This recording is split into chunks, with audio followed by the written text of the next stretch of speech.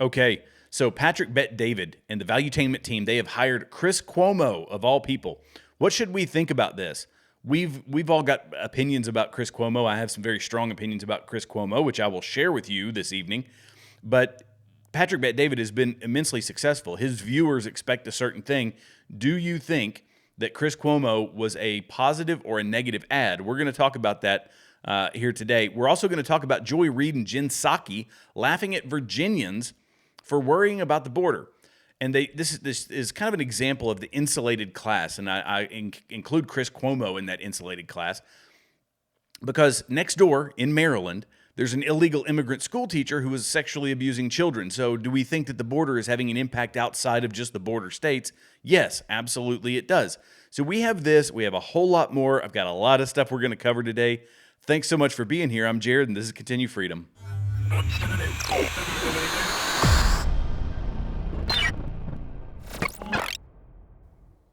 Okay, Patrick Bet David.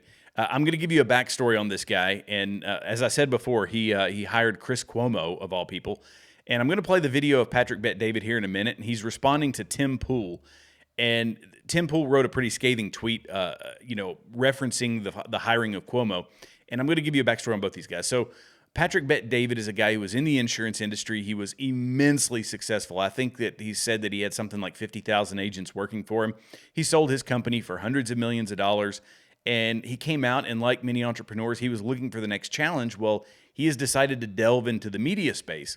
So he is building a media empire, for lack of a better term, and he's been immensely successful. He's been able to pump a ton of money into it, build studios. He's got the resources to build something up really fast, and he's making waves in the YouTube space, but also in the Rumble space and X and Instagram and all those places. And he's been doing videos for a long time. He was doing Valuetainment, which was focused on investing and leadership and running a company and all that sort of stuff.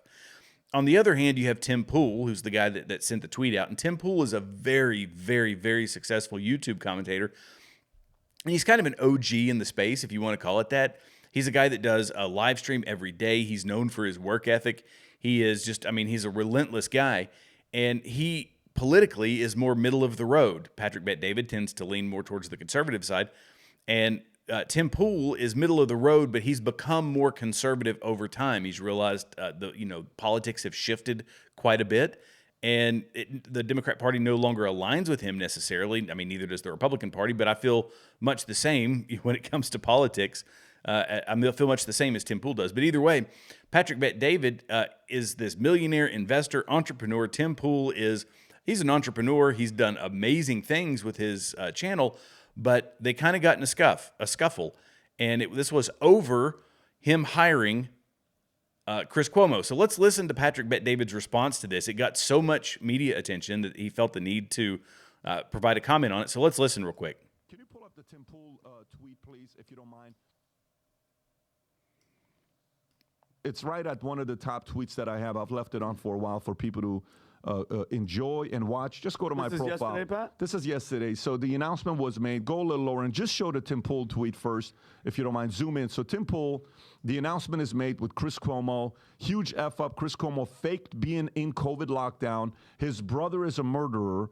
No redemption arc. PBD goes. CNN is very disappointing, right? Now, this is after, if you can show the picture at the bottom, with us showing that Chris Cuomo joins Valuetainment. So go up and show what I responded to Tim Pool. My response was, Tim, I trust capitalism. One of these days, the market will wake up and realize what our vision was all along. I'm extremely comfortable being misunderstood before the market validates our vision. I respect your impatience with our vision. In the meantime, keep kicking ass. Here's Tim Pool. The guy is very good at what he does. Sincerely, he's very good at what he does. Incredible communicator. And the way he communicates, it's very he doesn't lag 8 minutes of getting to the point. He just kind of goes, vroom. He goes like this. And he's just very, very good. We had him over at the house. One day we had him on the podcast. I invited him over to the house. Afterwards, we fed his entire people. We sat down. We talked. Really enjoyed talking to this guy.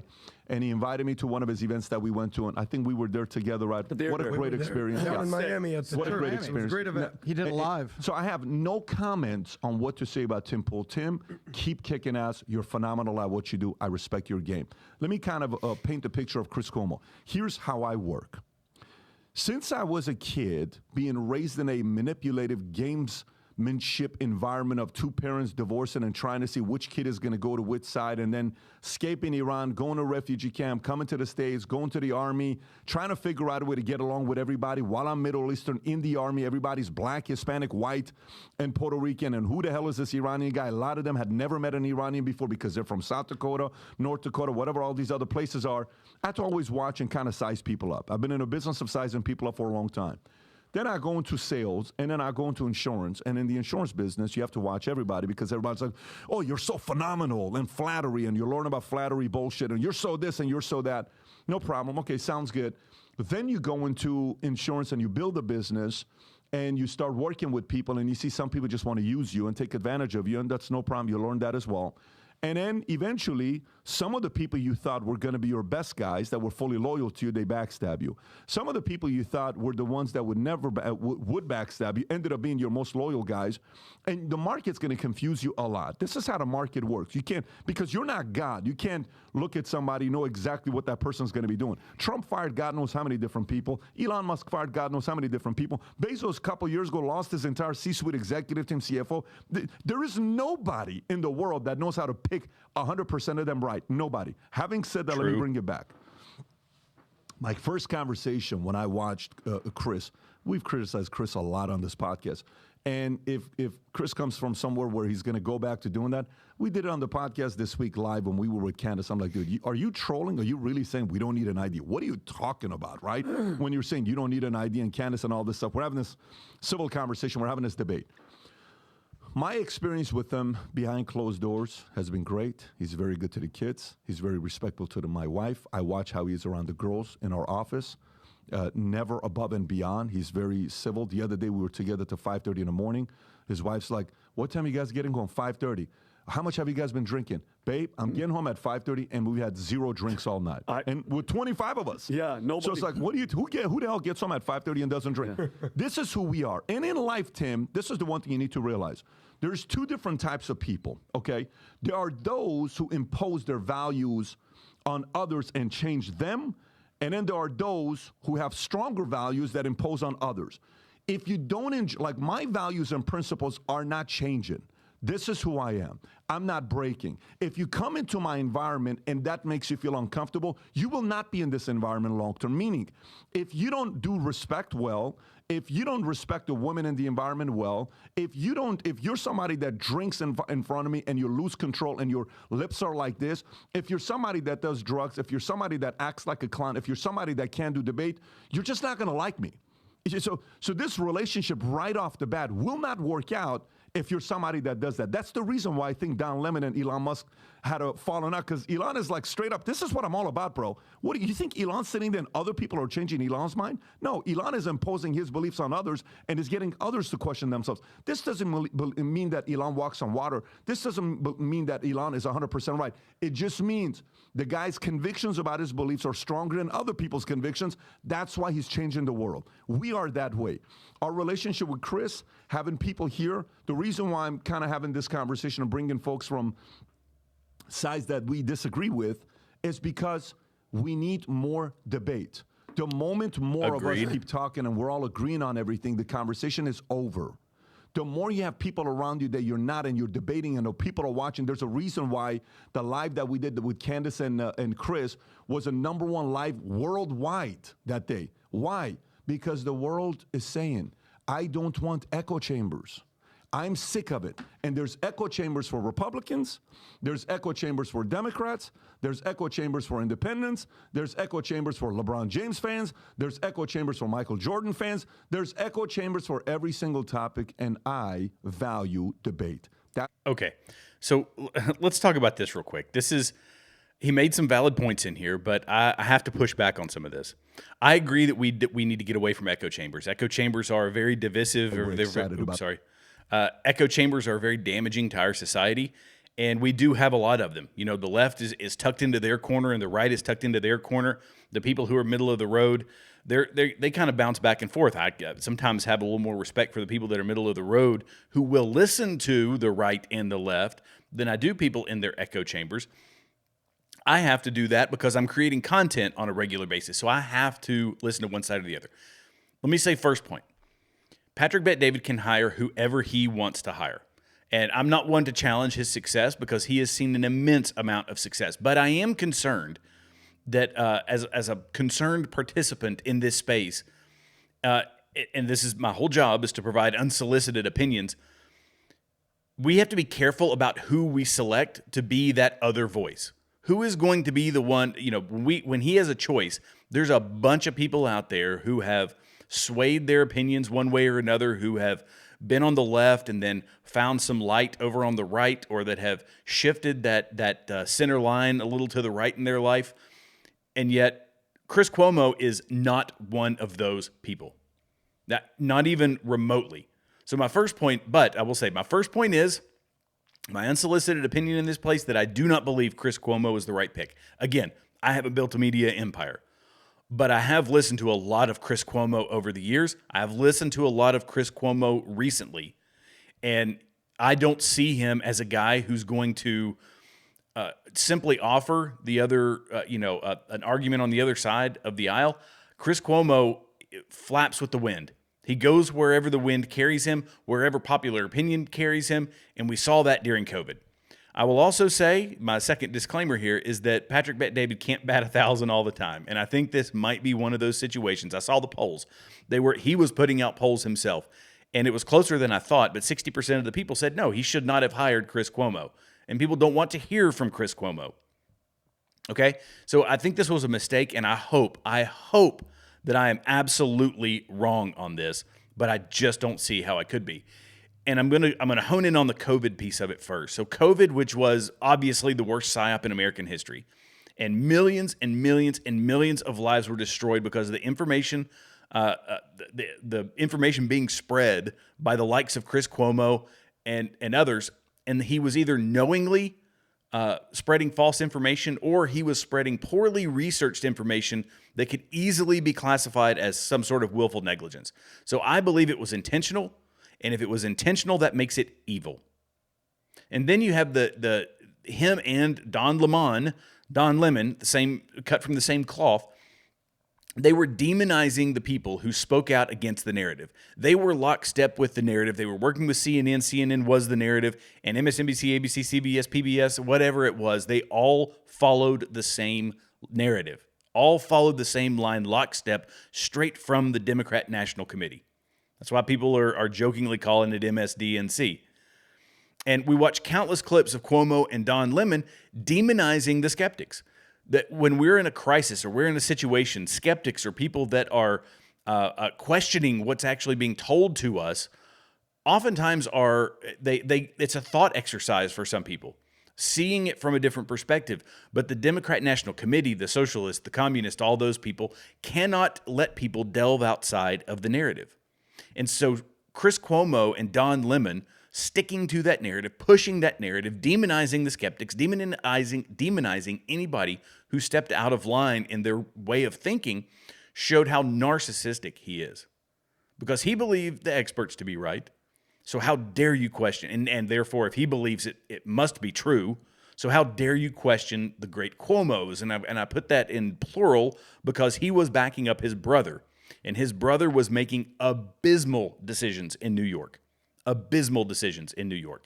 He cost countless lives by infecting retirement homes and long-term care centers and all these things with COVID-infected people. He killed tens of thousands of people. And his brother, Chris Cuomo, was a participant in that. Those guys, and I'll go back to Chris Cuomo and Don Lemon, they were two of the biggest purveyors of false information for years at CNN. And they did this knowingly. And I totally believe in redemption. I 100% believe in redemption for people. But after watching a lot of Chris Cuomo since he left CNN, I've seen zero indication that he's any different than he was before. And you could use the dreaded V word, that a lot of people put in their arm that no one dare speak about anymore. It's obviously getting banned on YouTube and other places. But he and his bro contributed to this horrific situation where people should blindly take this product and put it into their bodies, and the consequences be damned. He did the whole scenario where he faked being down in his basement, even though he had been seen out running and he had been seen out in public. He was telling everybody, stay in your house, do your part. This is not a small thing. And he brushes it off as, oh, it was it was a pandemic and we just didn't know. We just didn't have the information. Well, obviously he knew enough, or he thought himself special enough, because he is a narcissist, to step outside and go get his fresh air, meanwhile demonizing anybody in the rest of the world, this as an insulated person and as a special person, in the media elite. He doesn't have to abide by those rules, much like the politicians and Nancy Pelosi getting her hair done when nobody else could. But he was part of these insulated people that flippantly spread the actual misinformation, meanwhile demonizing middle America, demonizing all the people that question this as them being the ones who are spreading disinformation. So he is no different in my mind than a Bill Gates or an Al Gore. And when we decide to give a voice to people willing to cross the aisle, we have to be strategic about who we choose. And it's not that everyone can't have a voice. He can. He can go on X. He can go on Twitter. He can do what he wants to do. And, but he wants now to dip his foot in, piggyback off of the growth of Patrick Bet-David and his incredibly successful media empire. Why should Patrick Bet-David share that success with someone like Chris Cuomo, with a track record like Chris Cuomo? And Chris Cuomo keeps saying, oh, I believe we should be having a conversation, but he only appears to say that to get on board with this growing media empire. He's never shown any real desire to have an actual conversation. Somebody that has would be a Tulsi Gabbard. She's actually moved on some of her positions. She showed a bit of fluidity, and it's not fluidity as in she doesn't have her principles and morals set in line. She shows fluidity by being exposed to new ideas, exposed to a different way of thinking, seeing the system the way it is and realizing that maybe her vision and her ideas can't change. And so she is changing with the times and she's adapting to her environment. A lot of that probably comes from being a free-thinking military officer, which is what they used to train military officers to be. But she's a person who actually wants to have a conversation. And Chris Cuomo isn't even remotely in the same ballpark as a Tulsi Gabbard, as a Tim Pool, as a Dave Rubin. He's just a Don Lemon with better biceps. That's basically it. And he needs to be pushed aside like Don Lemon. If you haven't heard, Don Lemon had a show on X. Elon Musk was going to pay him millions of dollars to have a show on X. And as his first inaugural interview, he interviews Elon Musk, and what does he do? He goes back to the same old interview style that he was doing at CNN, pushing the same old narrative. And so Elon Musk canceled it. He was like, no, I don't want this to be CNN. I want this to be an actual media outlet with substantive arguments and discussions and questions. This is just partisan trash. And so he canceled him. And then Don Lemon goes on his little, boo-hoo, woe is me tirade, and he goes back on CNN. Well, Chris Cuomo is not much different. Now, granted, Chris Cuomo has started his own thing. More power to him. I hope he has a great channel. I hope his podcast is successful. But there are so many other voices out there that Patrick Bet-David could have chosen. And for the cause at large, for the broader cause, I don't think that this was a good one. And so we talk about insulated people, and I'm going to show you a great example of some insulated folks, and we're gonna talk about Joy Reid and Jen Psaki, and the two of these, these two characters. This is from the Post Millennial. They were laughing at people in Virginia because they're concerned about immigration, and I'm gonna play you this video clip. Let me pull this up really fast. I think this one is here. Yeah, let me pull this up really quick. Here we go. So let's listen to Jen Psaki and Joy Reid. Oh, and of course, Rachel Maddow. Interesting character. Let's see what they have to say about people that are concerned about the southern border, even though they aren't in a border state. Oh, come on. Do your thing. Live in Virginia. Immigration. I mean, if you look at some of these exit polls, I live in Virginia. Immigration was the number one issue. Yes. Again, these could change in Virginia. Well, Virginia does have a border with West Virginia. Very contested area. Build a wall. Like, what? If you look at some of West Virginia. So, that's a bad border. You don't want to have, maybe they should be worried about the West Virginia border, but you shouldn't care about the southern border. Really? Is that a fact? Well, let's check out what was happening in, let me go to this real quick. Let's talk about what was happening in Maryland. And this is an absolutely horrifying story. So, Maryland teacher accused of sexually abusing children as young as 6 is an illegal El Salvadorian immigrant, or El Salvadoran, it doesn't matter, whatever, who was previously deported twice. Are you kidding me?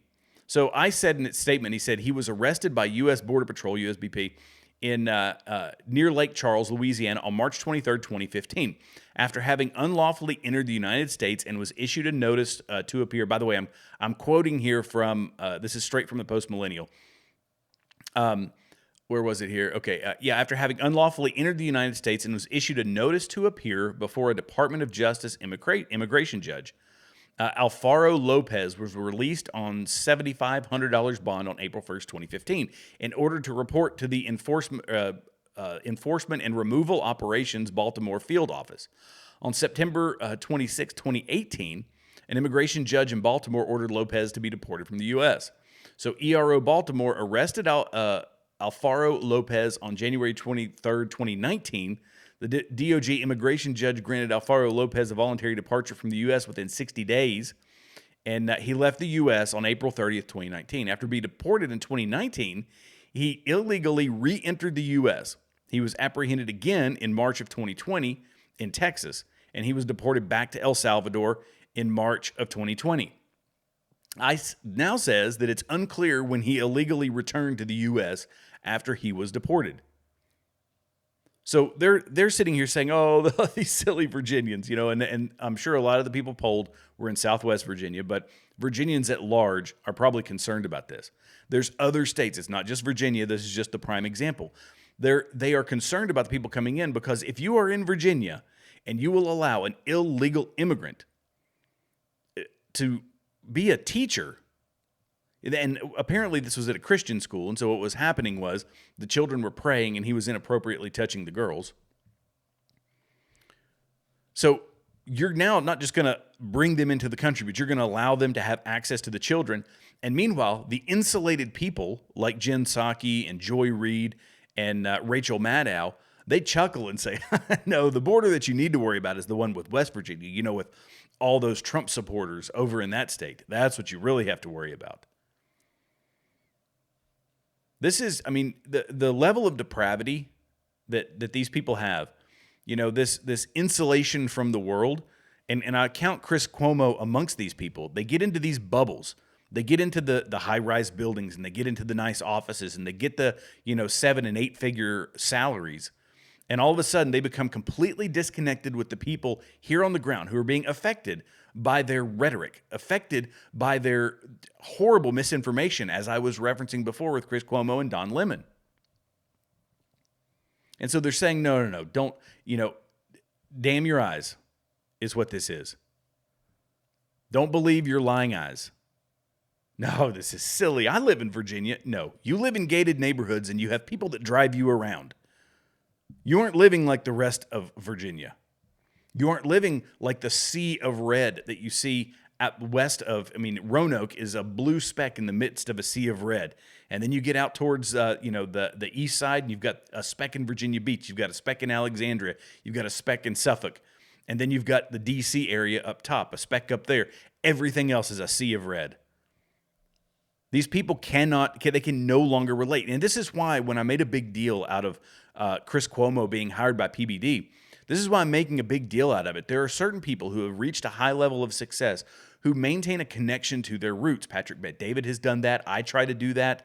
There are, Tim Pool has done that. Despite his massive growth, he's kept things pretty simple in his broadcast. His messaging has been very consistent. And they keep a connection to who they are, where they came from.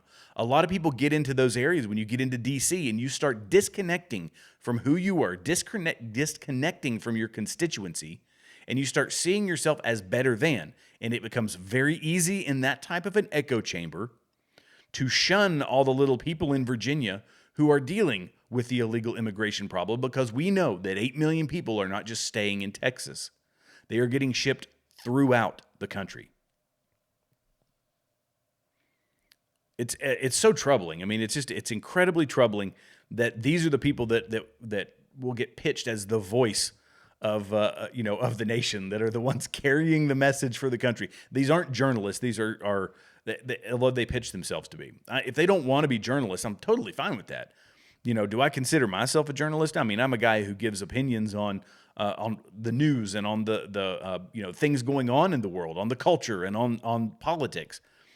But does that make me a journalist? I don't know. I'm here to be honest and to give an opinion, to give an alternate way of thinking.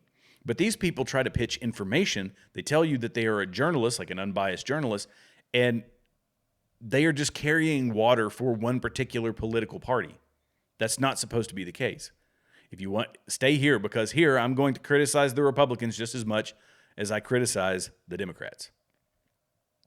So we can turn to some positive news. And this is really positive news for men out there. This is, I think it's absolutely amazing, if you want my honest opinion. Men are taking over not just volleyball, powerlifting, swimming, golfing. We're taking over a lot of spaces right now. And we're taking over those women's spaces because we can't allow them to have their own space. But we're also taking over some of the more creative spaces. And if you don't know, Dylan Mulvaney, this is Dylan Mulvaney. That's a dude. It's not a woman. That's a dude in this article. And there's a song, and it claims casual sex, pill popping, and having mental breakdowns are all part of being a girl, and that he is one. Libby Emmons does amazing, amazing work. She's an unbelievable writer. Very, very colorful in this particular article. But she says it better than I could ever possibly say it. But I'm going to read you some of this. Dylan Mulvaney has co-written a song about being a girl, not a woman, but a little girl. And he's a dude with a mental health issue. Actually, that's not her quote. That's for me. But here's the way I look at this. I'll quote Libby Emmons here in a minute. But this is the mainstreaming of delusion. And I'm making fun of it. But I should also say that I feel really bad for this young man, because he's part of a culture that is eroding and exploiting and enabling mental health problems. That's basically all this is. And it's part of a broader plan to kind of blur the lines between right and wrong, truth and fiction, morals and debauchery. And Libby Emmons, when she wrote this article, did an absolutely amazing job. But I'm gonna give you a quote from her. And she said, "The song reduces girlhood to a selection of learned behaviors that Mulvaney sings about learning." Let me read it up here. Let's see. That Mulvaney sings about learning and being taught, that include essentially being vapid, slutty, and mentally deficient. In his shallow attempt to claim he is a girl, he reduces being female to surface observations and appearances. The video and song makes a mockery of being female as Mulvaney sings and dances, looking like an awkward teenage boy in Barbie doll clothes. He doesn't fantasize about being a woman. He fantasizes about being a girl. And that's 100% right. This is play acting. This is all sexual preference. When you talk about the LGBTQ community, this is not about, they try to pitch it as a lifestyle. This is nothing more than sexual fetish. That is what the LGBTQ community is. And that's why a lot of the people, like Dave Rubin. Dave Rubin is a gay man. He's a gay, I won't call him a conservative, gay, classical, liberal guy. He doesn't make that the lead in with his personality. He uses his ideas and all that stuff, and that's fine. He does his own thing. But this is all, when you lump them together, LGBTQAI, all that stuff, it is nothing more than sexual preference. And in this instance, this is a young man who has a very, very severe mental health problem, and he is being this is mainstreaming. Yeah, his delusion is what it's doing. It's saying we need more of this. We need more mental health, and not saying that I'm doing a terrible job explaining this. Let me rephrase. If you had someone who was suffering from schizophrenia, would you tell the person to lean into their schizophrenia, or would you try to get them some type of counseling and medical help? If you had somebody who was bulimic, would you tell them to lead into their bulimia, or would you tell them to seek some medical attention or medical help? And for people like Dylan Mulvaney, I believe that this is a parenting problem. This is a parenting problem. It's a morality problem. And this is a part of the, I always talk about the good versus evil, the spiritual warfare, all those things that are infecting our society. This is truly Sodom and Gomorrah type things being pushed out in front of everybody. Millions and millions and millions of views. Young people are being told that this is okay, this is acceptable, this is normal, and it is not. I always come back, when we're talking about youth, I always come back to the parents. Yeah, my father-in-law used to say this, and I've heard other people say it, but he really stressed it because he really had a heart for young kids and for being a coach and for being a positive influence on these young, teaching them to be tough, young men and all that stuff. And he always said, there are no bad kids, there's only bad parents. And in a lot of cases, I believe that is true. In most cases, I believe that's true. And in Dylan Mulvaney's case, I believe that is true. And so how are we responding? Oh, well, society, young men in particular, are responding to this push because a lot of this is, it's indoctrination. You can blame it. I won't say blame it on the school system, but it's infected the school system. It's infected the internet. It's infected TikTok, which we can talk about TikTok here in a minute. But it is having a massive impact in our society. And how are young men responding? Well, they're rejecting it in a lot of cases. Some of them lean into it. Other men are saying, this just doesn't seem right. So where am I going to get my advice? Well, a lot of young men are going to Andrew Tate. And if you want my honest opinion, you could obviously more than welcome to disagree with me on this. But I think Andrew Tate is an absolutely abysmal place to get your idea of manhood. He makes, and what kind of hurts him is that he makes certain points that are good. And the guy, by the way, has been arrested again, and he got released. He released a statement, but Andrew Tate is. Let me see if I can find. I should have brought up the video of the guy. Let me see if I can pull it up. Okay, so this is Andrew Tate and his brother Tristan. This is their statement after they were recently released, having been arrested by UK authorities inside of Romania. They've been under house arrest for a long time because they have accusations of sexual harassment, sexual assault, all kinds of other things. They used to run cam operations. If you don't know what that is, that's like OnlyFans or girls that are performing in front of cameras, pornographically, and they collect money. So they have denied these things. They're going through a bunch of some of their treatment in Romania has been unfair. Some of it has been fair. It's kind of wishy-washy, but nonetheless, let's listen to their statement real quick. Tell us, please, what do you think about the decision for today? I want to give absolute credit to Romanian justice for making the correct decision today. Unfortunately, I don't think many people in Romania understand, but in the West, in the countries that are owned by the Satanists, when you get to a certain level of fame, you either put on a dress or you go to jail, and I'm happy to make my choice, which is jail every single time. My soul is not for sale, neither are my principles. We are innocent men. No, we're very innocent men, and in time, everybody's going to see that, and we're very excited to finish this judicial process and clear our names. Well, you are free for now, but still the Romanian court approved extradition to the UK after the trial is over here. It's very funny because I've been asking Romanian courts to go to the UK myself. I've asked 5 times and been declined, so now I get to go home. That's fantastic. You will be in the jail again at the final of the process. What do you think about that? We'll see. Oh, what measures are fair?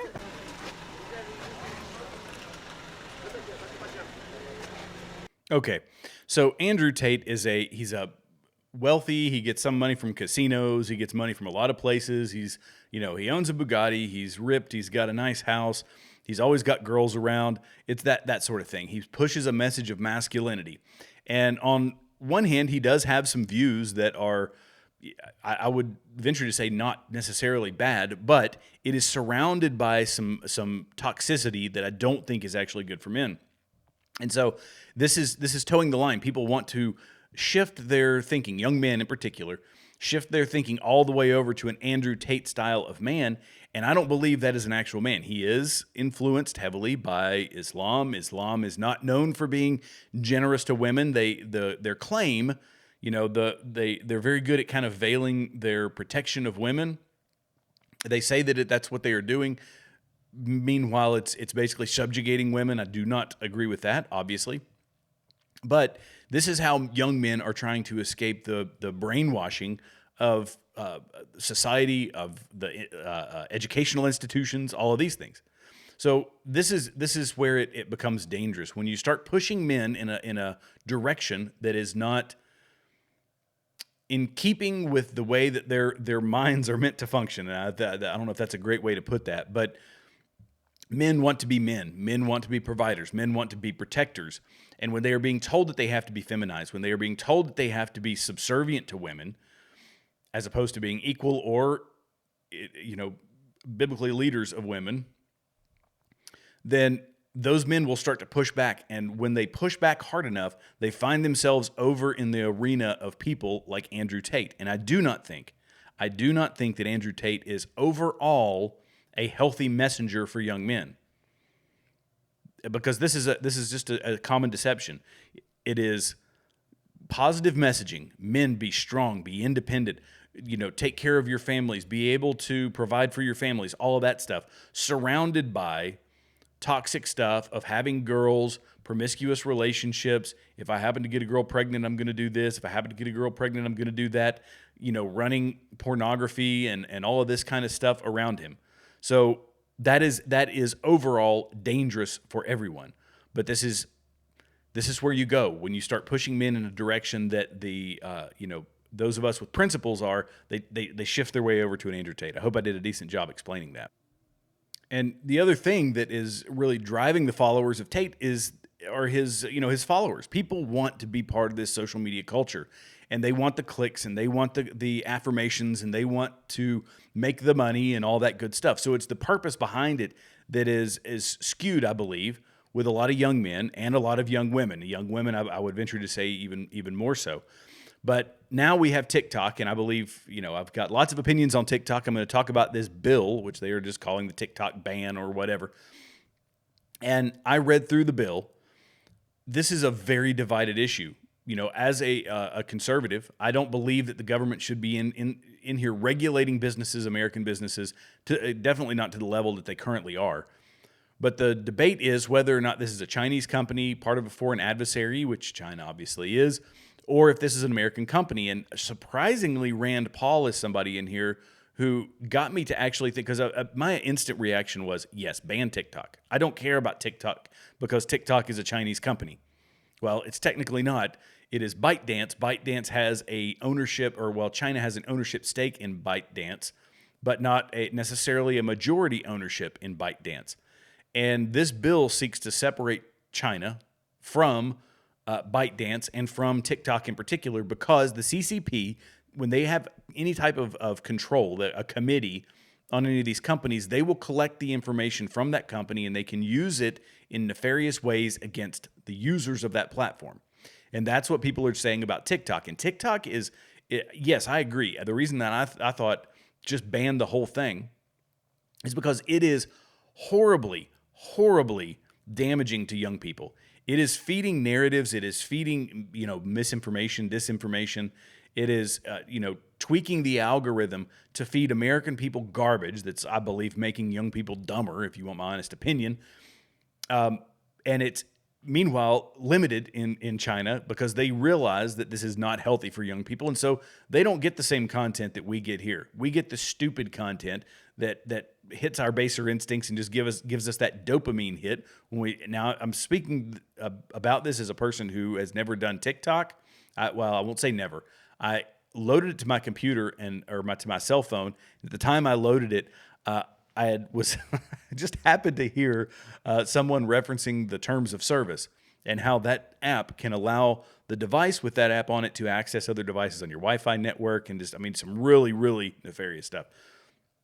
And so I never actually used my account. But I say all that to say, I've never experienced that, but I have experienced the dopamine hit that you can get off of Instagram, off of Facebook, off of YouTube, the shorts, the reels, all those little quick dopamine hits. That's essentially what TikTok is doing. And for young people to have access to this, I think is a failure of parenting, to be honest. If you have TikTok and your kids are under the age of 16, I think you're doing a terrible disservice to your youngsters. But in this bill, they, foreign entities and foreign adversaries, this is a standard that they are applying as to whether or not we should or should not ban a platform. And it could be an app, it could be a website, it could be something of that nature. according to Congress and the MS and mainstream media, Donald Trump was controlled by a foreign adversary. So it depends on the parameters that they're going to put on defining those things. Why would we put that determination in the hands of the president is the other piece. So even if that president is Donald Trump, I don't believe that they should have unilateral authority to make these decisions, and that is how I read it. If I misread it, somebody out there most definitely give me your comments on this, but I read through the bill twice, and that is how I understand it. And Congress can force a company to enter into legal action with the federal government based on changing definitions of that term adversary. And so if the left has their way in the court of public opinion, they can start to argue that, say, Israel. Let's use an example. Israel is a rogue nation because of the way that they're fighting the war in Gaza, and then they're an adversarial nation. Is that out of the realm of possibility? Yes, there's diplomatic considerations to that. There's geopolitical considerations to that. But do we think that they are nuts enough to try to start that argument if they were to gain a majority in the House and the Senate and have the presidency? And this is down the road, by the way. If they were to do that, Wix websites is a prime example. They're based out of Tel Aviv, right? So Wix websites are up for grabs and we can't use one of the largest web platforms in the U.S. because they are redefining these terms. And vaguely specific is a good way to describe this whole bill. And as I say, if I miss something, let me know. But I read through this thing a couple of times, and there's certain people that I'm shocked say yes, go ahead and ban it. And other people that say, no, we shouldn't. And Rand Paul is one of the ones that says we shouldn't, which got me to think about it. The thing that also set me off on this warpath about this bill was when you have everyone in a committee that votes for a bill, they vote in favor of a bill, you have to approach it with some skepticism. Bipartisan, I say this quite often nowadays, is that bipartisan is a dirty word to me. Not all the time, but oftentimes it's a dirty word. And especially when we look at the bigger picture, because you're trying to get the left to compromise towards conservative values. And if you say that it's bipartisan, that means there are things in there that the left really, really wants. And they tend to be things that are going to shift our society to the left versus the Republicans who, they just do, I would venture to say, they just do a little less than let me use a different example. And I forget who said it, and I don't want to take credit for the quote, but Republicans are just Democrats driving the speed limit. That's essentially what it is. Republicans are Democrats driving the speed limit. And I saw a clip of Christopher Wray, and he was talking about TikTok, and he's saying that it's a threat and that we should be concerned about it. And this is a guy who I always question. Always, 100% of the time, I never, ever trust Christopher Wray. I have zero reason to trust Christopher Wray. So if he's telling me that I need to be thinking, that is where if he's saying that, no, this is something that you absolutely have to be concerned about, then you better believe that my antenna goes up and I'm thinking, I don't know, man. I need to read more about this. I need to do more research. And so along with this, canceling a company, we've got the Fifth Amendment and the First Amendment that come into play. There's a lot of great American, or there's a great number of American investors in TikTok. And should we be allowed to carry the same logic forward with people who are investing in other companies tied to adversarial nations? Again, a term that I want very clearly defined. And as for the kids, people say, oh, well, this is bad for the kids. And I agree. I believe it's horrible for the kids. We are saying that we need to shut down the company rather than tell the parents to be a dadgum parent. Monitor your kids' phones. If they have social media and they are under the age of 16, you are wrong. In my opinion, you are wrong. So the last thing that I'm going to touch on, and this is when I say parents, you are wrong, and parents have a certain responsibility to take care of their kids, but they farm a lot of that out these days. Social media, cell phones, iPads, all that stuff, smart TVs. This has been a way to zombify kids. Not to say that when I was a kid, I didn't grow up watching TV. Yes, my parents let me watch TV. I watched a fair amount of TV. But when my brother and I got in a fight, my mom ripped out the cable, and we never had cable again. So we watched repeats of Andy Griffith. There wasn't a whole lot of nefarious content we could watch on our TV because we had no cable. But we did get to sit down and we got to watch TV. But my parents would make us get up and get out and go do things. Get out of the house. Y'all been sitting here too long. You can't sit in the house all day. And so we'd go out and we'd play around in the yard and we'd, be boys. Boys will be boys. Parents aren't like that anymore.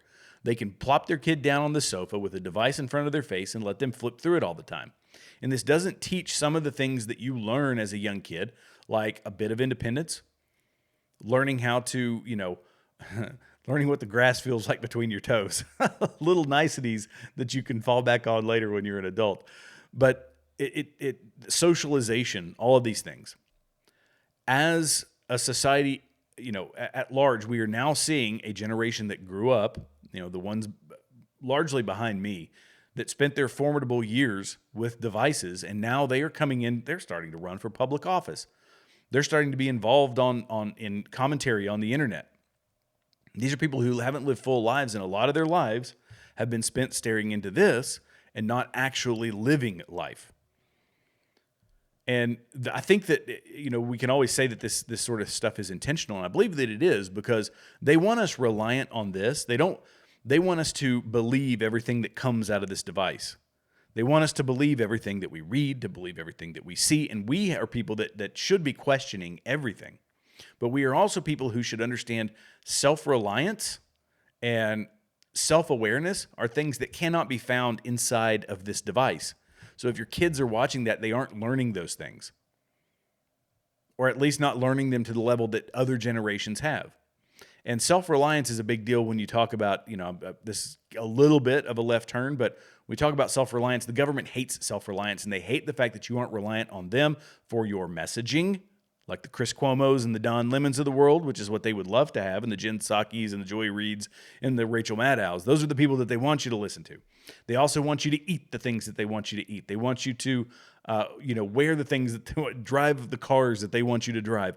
All of these things to hone in your choices, to take away your self-reliance in any way to limit the human experience to what they want it to be, that's what they are 100% down for. And we can use farming as an example. This may seem like a weird turn, but I swear I'm going to bring it back around for you. There's a guy named Amos Miller, and I just clicked off the video. Amos Miller is an Amish farmer, and this Amish farmer was, his house was raided by state agricultural agents. Here it is. And this is his lawyer, and his house was raided by state agricultural agents, and they confiscated all of his raw milk. He was simply selling raw milk and meat, organic meat, to people around him. And over the years, he sold millions and millions of products. Well, allegedly, somebody in Michigan and somebody in New York said that they got a foodborne illness from his products. This led to the state overreacting, slamming down, absolutely coming down with a ton of bricks on this one Amish farmer and taking all of his products. Well, now he's in a costly legal battle, and this is his lawyer. And his lawyer is Robert Barnes, and he sometimes seems like an ambulance chaser, but at the end of the day, Robert Barnes is a guy who is fighting for a lot of underdogs. And he's Kyle Rittenhouse, which was unbelievable, and I'm sure he got a glorious fee off of that settlement. But let's listen to him, and this is him coming right out of court, and let's hear what he says about the Amos Miller case. Oops. Update on what just happened inside the courthouse. So we had a full hearing, and the government was unable to produce any evidence that any person in Pennsylvania or anywhere in the world has ever been harmed by any product of Amos Miller. That means they've had all these years to investigate. They've been able to cross-check every pathogen that exists known to man. And at the end of it, what they come up with is that not a single consumer of his products has any complaint against him. You're talking about millions of products, thousands of Americans, and all of them uniformly, all the ones that testified, almost 400 people signed statements under penalty of perjury that they desperately need what Amos Miller provides for their health, for their family's health, for religious and politically expressive purposes, for things that are supposed to be protected under the Constitution. The only credible expert witness testified that she thought there was no risk of any harm from Amos Miller's products, and that in fact they were of critical benefit to people, not only those who testified, but to those who haven't yet had the joy of having products from Amos Miller's organic farm. We're going to figure out whether, are you as a farmer allowed to make your own food? Are you allowed, the state testified that they don't even think you're allowed to make food without their permission, eat food without their permission, purchase food without their permission. If they don't, you're not even allowed to do it on your own farm. In this case, they've been rationing food, telling Amos how much he can eat, how much he... Okay, what's the point in showing that clip? The point is that much like TikTok, you know, which as Rand Paul argued, no, it's technically not a Chinese company. It's owned partially by Chinese investors. Yeah, there's a committee, some people from the CCP, but at the end of the day, this is owned by investors, 60%. 20% is from, I forget who it was. Basically, 20% of the company is owned by the workers, 20% is owned by someone else, and then 60% is investors. Either way, he's saying, no, it's not an actual Chinese company, and we shouldn't be coming in to take it down. When it comes to an app that you are putting on your phone, should you just have a choice? I believe that if TikTok is, and I've seen conflicting reports, and so I'm still working on this. If it is truly a fully Chinese-owned company, do I think that it should be canceled? Yes, probably. But if this has Chinese investors, if this is, not necessarily transporting all that data to the CCP, then do I think it should be canceled? And I say absolutely not, because it is freedom of choice. Nobody is forcing you to put that app on your phone. I have made it the entirety of the existence of TikTok with having it on my phone for all of literally like an hour. I had it on my phone for an hour and then I deleted it. You don't have to put it on your phone. Don't put it on your phone. And they're saying, oh, well, it's, the kids, it's a thing. Every kid has to have it. No, they don't. No, they don't. Let the other kid have it. If they want to show you something funny on TikTok, show them on TikTok. If you want, as an adult, when they're an adult, they can do whatever the heck they want to do. This is about having a choice. This is not about the government dictating to us what we can and cannot do. And much like Amos Miller, who just wants to sell raw milk, they say, oh, well, this is dangerous. It's dangerous for people to drink raw milk. Well, if you have an informed client, if you have informed customers, and they weigh the benefits versus the risks, and they decide that the benefits outweigh the risks, and they purchase that product, they have every right to do that. But the federal government does not believe in those things. They believe that it should be regulated. We have to regulate it. Make a bill. Make a regulation about that. We have to regulate this. We have to regulate that. No, you don't. No, you don't. Because Amos Miller is a prime example of people with illnesses and diseases and who need the additional nutrients that you get in raw milk that you don't get in pasteurized milk, because a lot of the nutrients are inactivated or killed when you pasteurize the milk. Raw milk isn't the case. And because there's a risk of listeria and there's a risk of E. coli, then they say, well, we just can't do it at all. Like, nobody can do it.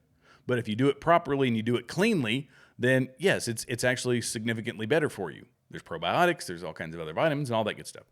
But if you are an informed person, you have the right to make that decision. And he sold millions and millions and millions of products with no issue. But then, and the argument that I will make, not argument, but the inverse of that is that the things the government tells us we should be using, like a central bank digital currency, or in a food sense, you should be able to go out and eat a McDonald's hamburger. Lest I show you on McDonald's own website the ingredients that they say are in their hamburger. And there's 30 ingredients in that. So the chemicals are fine, but the raw milk isn't. This is the nonsensical logic of the federal government. This is why I don't trust them to make the right decisions, and why when they say, yes, everybody believes that this is something that we should do, I question it. Everybody on a committee, I question that. There should be some dissenting voices. I hope I made a decent point on that, but it frustrates the fire out of me. So I say all that to say, yeah, prove to me that it's a Chinese company, and then yeah, I would consider saying, yeah, let's go ahead and ban it. But outside of that, no, thank you. All right, well, I know this has been a much longer episode, and I truly appreciate you all staying with me this long. Be sure to like, subscribe, leave some comments below. If you have any thoughts on the TikTok bill, let me know. Should we ban it? Should we let it be? Those are my thoughts on that one. You can go to continuefreedom.com, sign up for my mailing list. I have not started sending out emails yet, but it is coming down the pipeline very shortly. And yes, here eventually, I know I keep saying it, but live streams are going to start, and I'll post some stuff here on YouTube, on Rumble, all those places. You're not going to want to miss these live streams. I've got some folks that I'm going to try to bring in and have some discussions and some conversations and make this a bit more engaging rather than me just sitting and talking to you for a whole hour, though I love talking to you guys, and I love hitting all these major issues. Thank you all so much, and yeah, we'll see you in the next video. God bless you.